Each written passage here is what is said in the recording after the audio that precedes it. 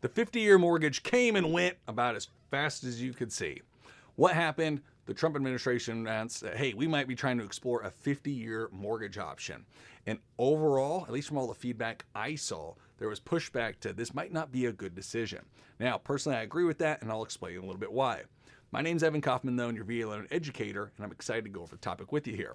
Now, let's look at the 50-year mortgage. First, 30-year mortgage. 30-year mortgage is something generally unique to the United States. Nowhere else in the world really has a 30-year mortgage they can work off. Most countries are 10, 15, or 20-year amortization mortgages. So we're really lucky to even have a 30-year mortgage. However, at the same time, 30 years is getting pretty long, meaning that if you take out a loan today and you just make the minimum payments, it's going to be 30 years until you pay it off. So if you're 35, like in my case, it will be 65 until I actually pay a loan off if I just make the minimum payments. If we went 50 years, then the irony is that means that most people would have to get a home almost immediately out of high school or college just to see them pay the home off right before maybe they die. And that's a lot of the outcry that we ultimately saw. And why is that? Because where people initially thought, oh, hey, 50 years might mean significantly lower payments, when you look at the interest payment difference and the monthly payment difference on a 30-year versus a 50-year, here's a stark reality.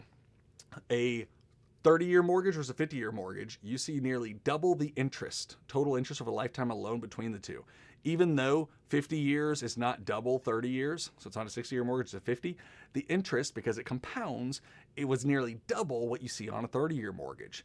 And the monthly drop is not half. The monthly drop was only about 10 to 20%. So you don't see a massive monthly payment drop either. So overall, what I'm seeing just from general reactions, our own personal reactions for it, is the juice really isn't worth the squeeze on a 50-year mortgage. Binds us to more debt over the long run, which runs contrary to our what we call client 20-year vision, have a paid for near paid for home by the time of retirement.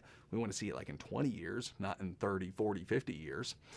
It runs contrary to that, so that's a shocker out there. But it just didn't really make sense overall. And I think in general, the public took to that, and you saw a lot of good articles and pointed out, hey, this is not a good decision. I think even this one I saw across political lines. It wasn't just Republicans or Democrats that were saying, hey, this might not be a very good idea. It was pretty broad consensus that we've seen for it, that, hey, a 50-year might not be the best bet, especially as people started seeing the numbers. It's going to double the interest over the life of the loan, and it's only going to bring my payment down by a fraction. This doesn't sound like a really good idea in the long run. So the 50-year mortgage, there it is. It came and went in a flash.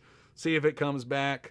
But soon we'll probably be talking about the word portable mortgages, because that's the new phrase that was just released. That one, I don't know. I'll have to check that one out some more, but that was just thrown out as of the shooting of those videos, so we'll see where that one goes too. But the 50-year seems like it came and went really quick. We're happy with the 30-year. Don't think we need to push too much beyond that, because again, the goal should be to not be in debt for your entire life. My name's Evan Kaufman. Hope this helped explain the situation. Take care.